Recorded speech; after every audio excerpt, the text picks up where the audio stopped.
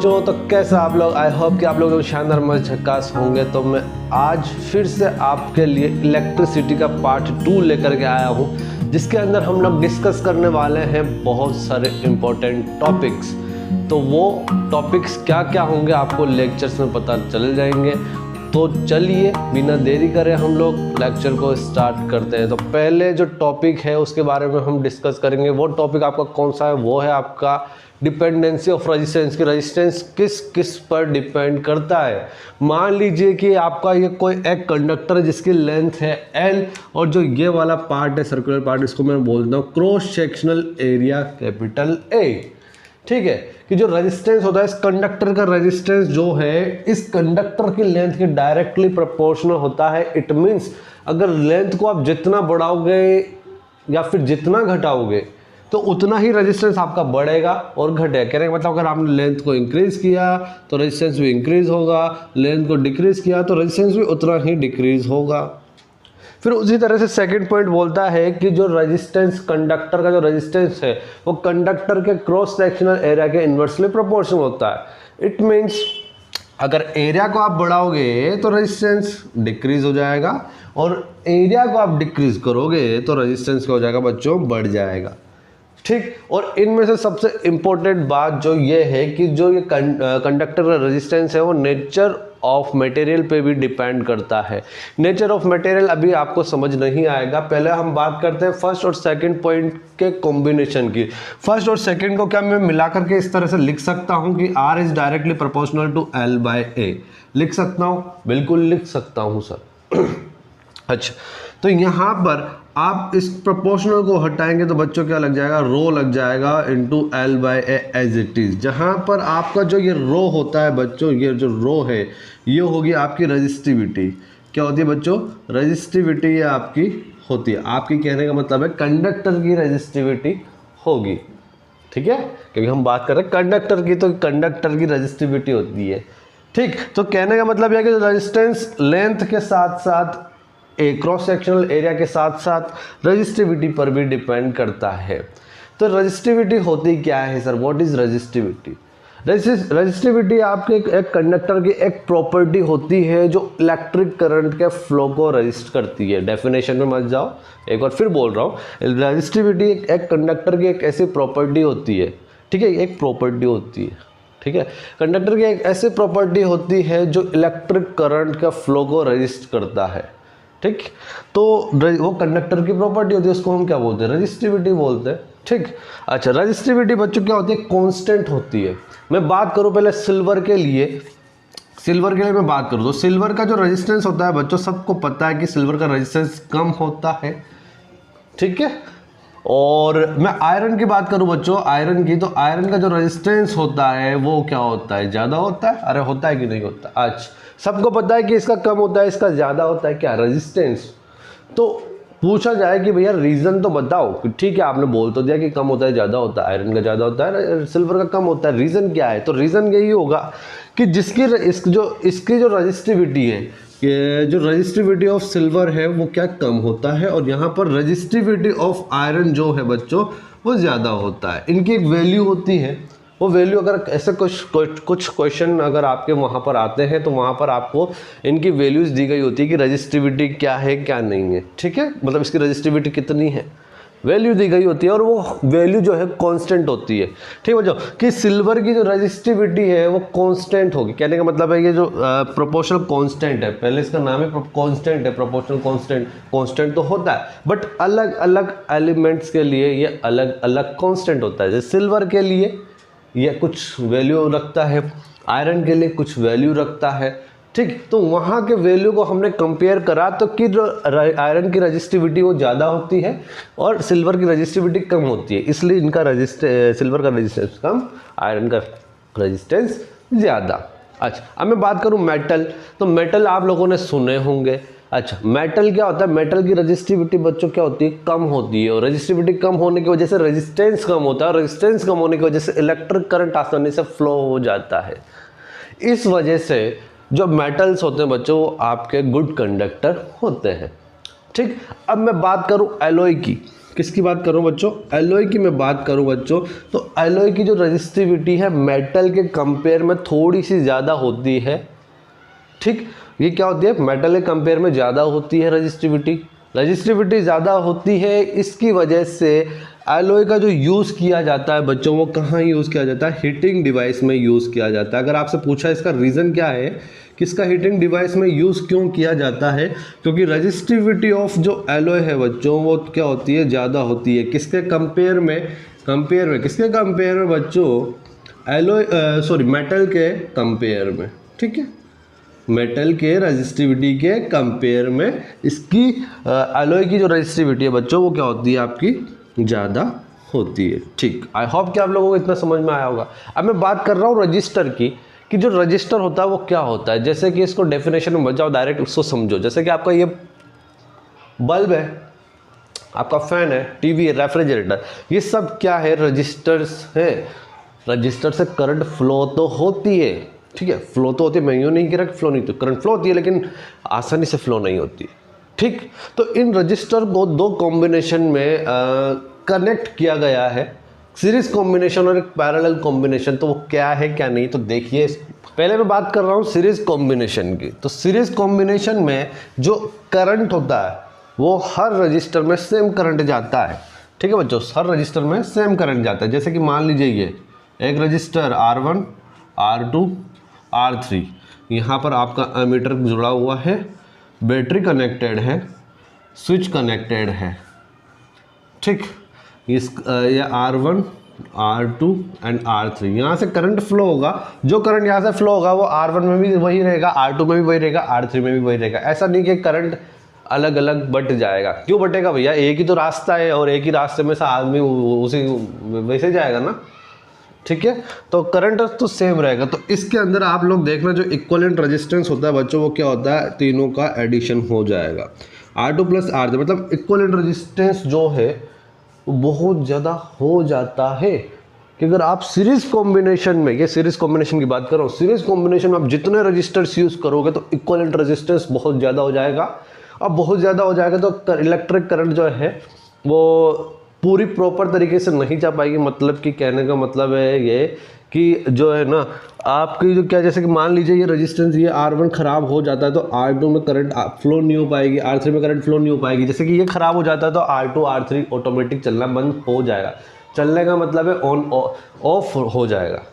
ठीक है, इसलिए हम घरों में सीरीज कॉम्बिनेशन नहीं लगाते, पैरेलल लगाते हैं। वो कैसे देखिएगा आप, यह आपका R1, यह आपका R2 and this is R3।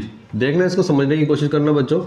ये मान लीजिए इसको मैंने कनेक्ट कर दिया बैटरी से, ये आपका स्विच, और यहाँ पे जो मैंने एक volt meter, potential difference of the volt meter को कनेक्ट कर दिया, और यहाँ पे एमीटर को कनेक्ट कर दो। ठीक, ये आपका R1, R2 and this is R3।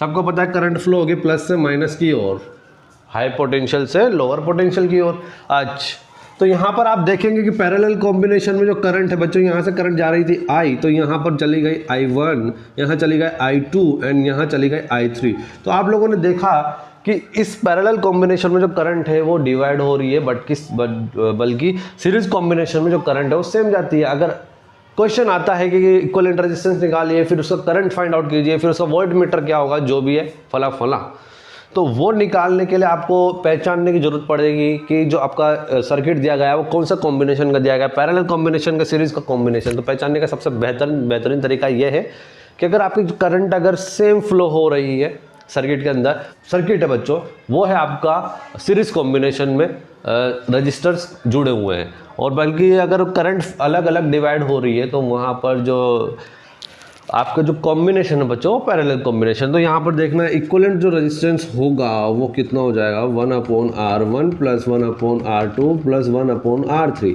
मान लीजिए कि अगर ये R1 खराब भी हो जाता है तो करंट I2 तो फ्लो होगा, करंट I3 तो फ्लो होगा। ठीक है, तो आपका टीवी और आपका रेफ्रिजरेटर तो चलेगा। अगर आपका बल्ब अगर ख़राब भी हो जाता है तो टीवी और रेफ्रिजरेटर तो चलेगा, है ना, टीवी और रेफ्रिजरेटर तो चलेगा। इसलिए हम घरों में कौन सा कॉम्बिनेशन यूज़ करते हैं, पैरेलल कॉम्बिनेशन। तो ठीक, आई होप कि आप लोगों को ये बात भी बहुत अच्छे से समझ में आई होगी। तो अब बढ़ते हैं हम heating effect of electric current की ओर। तो देखिएगा heating effect of electric current. Heating effect of electric current में बच्चों क्या होता है कि अगर आपका कंडक्टर प्योर रेजिस्टिव है, प्योर रेजिस्टिव, मान लीजिए आपका कोई कंडक्टर है जो प्योर रेजिस्टिव है, तो ठीक है, तो उसके अंदर जो बच्चों उसके अंदर क्या होगा, उसके अंदर आपकी जो हीट होगी, ठीक है, जो मतलब जैसे कि मान लीजिए एक पूरा प्योर रेजिस्टिव आपका कंडक्टर है, उसके अंदर अगर इलेक्ट्रिक करंट फ्लो हो रहा है, ठीक है, तो इलेक्ट्रिक करंट जो फ्लो हो रहा है तो वो जो हीट होगी उसके अंदर, मतलब कि उसकी जो एनर्जी होगी वो हीट के फॉर्म में निकल जाती है, मतलब वेस्ट हो जाती है। जैसे कि आप मैं बताऊं, जैसे कि आपको ये मान लीजिए आपकी ये जो एनर्जी है बच्चों वो हीट के फॉर्म में वेस्ट हो जाती है, ठीक। अच्छा, तो देखिए बच्चों यहाँ पर क्या है कि जो एनर्जी होती है, आप लोगों ने 9th क्लास में पढ़ा था कि एनर्जी एक तरह का क्या होता है, वर्क होता है। अरे यस, बिल्कुल पढ़े थे कि जो आपका जो एनर्जी होता है बच्चों वो एक तरह का क्या होता है, वर्क होता है। अच्छा, थोड़े दिनों पहले हमने इलेक्ट्रिसिटी के पार्ट 1 में पढ़ा था कि जो पोटेंशियल डिफरेंस होता है बच्चों वो क्या होता है, आपका W/Q होता है। और W वर्क को मैं क्या हीट लिख सकता हूँ क्या यार, नहीं समझ आ रहा। देखो जो आपका वर्क है, वर्क एक तरह की एनर्जी, और एनर्जी किसका फॉर्म की होती है, मतलब एनर्जी जो है हीट के फॉर्म में निकल रही है, तो इसको क्या मैं H लिख सकता हूँ, तो H/Q हो जाएगा। तो यहाँ से आप H निकालेंगे तो कितना हो जाएगा बच्चों, VQ हो जाएगा। आप सबको पता है कि जो करंट होता है I = Q/T होता है, तो यहाँ से जो Q की वैल्यू आएगी बच्चों कितनी आ जाएगी, IT आ जाएगी, ठीक। तो यहाँ से H का एक फॉर्मूला निकला VIT, क्योंकि Q की वैल्यू यहाँ, Q का जो फॉर्मूला यहाँ पुट कर दीजिए। अच्छा, सबको पता है ओम्स लॉ से जो कि V = क्या होता है बच्चों, IR होता है। तो यहाँ से H = क्या हो जाएगा, I²RT, एक फॉर्मूला ये बन के रेडी हो गया। तो यार वो तो आपको डिपेंड करता है कि आपका क्वेश्चन में न्यूमेरिकल में क्या क्या गिवन है, उस अकॉर्डिंग फॉर्मूला लगा दीजिए। अच्छा, अब मैं बात करूँ इलेक्ट्रिक बल्ब की। इलेक्ट्रिक बल्ब के अंदर फिलामेंट यूज़ करते हैं जो कि टंगस्टन के बने होते हैं, और उनका मेल्टिंग पॉइंट क्या होता है बच्चों, बहुत ज़्यादा हाई होता है। बस इससे ज़्यादा कुछ नहीं पढ़ने का उसके अंदर, ठीक है। फिलामेंट होता है, टंगस्टन के बने होते हैं, जिनका MP बहुत ज़्यादा हाई होता है, और वो आसानी से पिघलते नहीं हैं, जलते नहीं हैं, ठीक है बच्चों, वो आसानी से जलते नहीं हैं। अच्छा, तो इसके बाद देखिए इलेक्ट्रिक फ्यूज़ की मैं बात करूँ। इलेक्ट्रिक फ्यूज़ आपका एक प्रोटेक्टिव डिवाइस होता है जो कि जैसे कि मान लो शॉर्ट सर्किट हो रहा हो या फिर ओवरलोडिंग हो रही हो, तो उस टाइम पर जो इलेक्ट्रिक फ्यूज़ है, इलेक्ट्रिक फ्यूज़ क्या करता है, हमारे घर में जो करंट ज़्यादा फ्लो हो, करंट जो ज़्यादा आ रही है, ठीक है, तो उन जैसे कि हमारे अप्लायंसेज है बहुत सारे, उनको बचाने की कोशिश करता है, क्योंकि वो जैसे कि आपका जो इलेक्ट्रिक फ्यूज़ है ना बच्चों, ये इलेक्ट्रिक फ्यूज़ आपका हमेशा सीरीज़ में कनेक्ट होता है। इसका जो मेल्टिंग पॉइंट है बच्चों वो क्या होता है, लो होता है। अब यहाँ समझ में आएगा आपको, मेल्टिंग पॉइंट लो होता है। तो मेल्टिंग पॉइंट लो होने की वजह से वो वायर, जैसे कि मान लो ओवरलोडिंग हो रही है, शॉर्ट सर्किट हो रहा है, तो वो वायर पिघल के टूट जाता है। और जैसे वो वायर पिघल के टूटता है तो हमारा जो बाहर से जो करंट आ रही है, इलेक्ट्रिक करंट जो फ्लो हो रही थी, वो अंदर तक नहीं जा पाएगी, जिससे कि आपके बहुत सारे अप्लायंसेज हैं वो घर के अंदर जलने से बच जाएंगे। जलने का मतलब समझ रहे हो ना आप, शॉर्ट सर्किट वो होने से बच जाएगा, ठीक है। आपके जो बहुत सारे अप्लायंसेज है वो ख़राब होने से बच जाते हैं, ठीक। अच्छा, अब मैं बात करने वाला हूँ बच्चों आप लोगों के पावर की, कि पावर होता क्या है। जो पावर है आपका, सबको पता है बच्चों, जो पावर है ये होता है electric energy consumed in per unit, मतलब एक सेकंड में, समझ पा रहे हो, ठीक है। कहने का मतलब ये है कि एक सेकंड में कितने टाइम में, इसको ये से समझो, कितने टाइम में आपकी जो वो एनर्जी है वो कंज्यूम हो रही है। तो इसको आप क्या लिख सकते हैं, E/T लिख सकते हैं। और E को मैं क्या H लिख सकता हूँ, E को मैं क्या H लिख सकता हूँ, H/T हो जाएगा। और H की जगह क्या मैं VIT लिख सकता हूँ, यहाँ से H की जगह क्या लिख सकता हूँ, VIT लिख सकता हूँ बटे T। तो यहाँ से T से T कैंसिल, तो पावर का एक फॉर्मूला क्या बना, VI बन गया। ओम्स लॉ से अगर मैं V = IR लिखूं, ओम्स लॉ से V = IR लिखूं, तो पावर का एक फॉर्मूला फिर से बन जाएगा, कितना हो जाएगा, I² R हो जाएगा।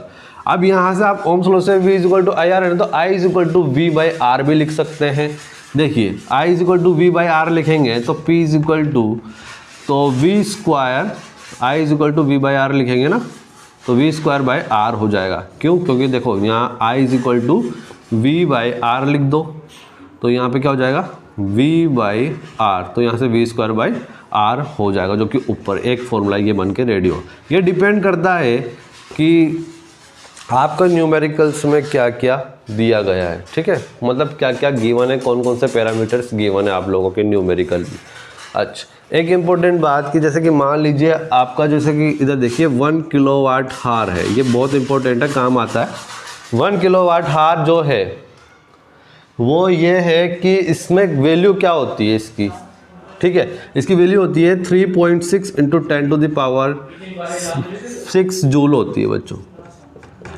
3.6 into 10 to the power 6 joule होती है, ठीक। और इस 3 into 10 to the power 6 joule को हम क्या बोलते हैं, एक यूनिट भी बोलते हैं। अब बोलते हैं ना कि हमारे घर में कितनी यूनिट यूज़ हो रही है, जैसे कि मान लो 10 यूनिट यूज़ हो रही है, 20 यूनिट यूज़ हो रही है, तो वहाँ पर एक यूनिट का मतलब कितना होता है 3.6 इंटू 10 की पावर 6 जूल। और हम डायरेक्ट उसको बोल देते हैं कि कितने किलोवाट हार आपकी जो है पावर यूज़ हो रही है, कितने मतलब कितने किलोवाट हार आपका मीटर में शो हो रहा है, ठीक है। तो यहाँ पर वो तो चलो ठीक है, वो तो आपको बाद में पता चलेगा। अभी तो आप इतना समझिए कि जो ये बात है 1 kilowatt hour is equal to 3.6 into 10 to power 6 joule जो है, ये आपके न्यूमेरिकल में काम आएगी, तो इसको याद ज़रूर रख लेना। पावर की जो ऐसा यूनिट होती है वो वाट होती है, ठीक है। और एक इम्पॉर्टेंट चीज़ ये है कि मैंने आपको रजिस्टिविटी के बारे में बताया था, जो रजिस्टिविटी है वो एक ये वाला फॉर्मूला आप लोगों को बन के रेडी हुआ था, R is equal to rho into V by rho into L by A, ये रेडी हुआ था, अरे हुआ था। तो यहाँ से आप रजिस्टिविटी निकालेंगे बच्चों, कितना हो जाएगा R into A by L. तो यहाँ से रजिस्टिविटी की अगर यूनिट निकालना चाहेंगे तो यूनिट आ जाएगी इसकी ओम इंटू मीटर, ठीक। तो अभी तो केवल इतनी छोटी छोटी बातें थी, और नेक्स्ट जो वीडियो आएगी, जो नेक्स्ट जो लेक्चर आएगा उसके अंदर हमारा होगा इलेक्ट्रिसिटी पार्ट 3, जिसके अंदर हम न्यूमेरिकल्स को सोल्व करेंगे। तो इसको अच्छे से देखिएगा, फिर न्यूमेरिकल्स आपके PYQ और साथ में इम्पोर्टेंट क्वेश्चन जो है वो आपको उसमें करवाए जाएंगे। Thank you.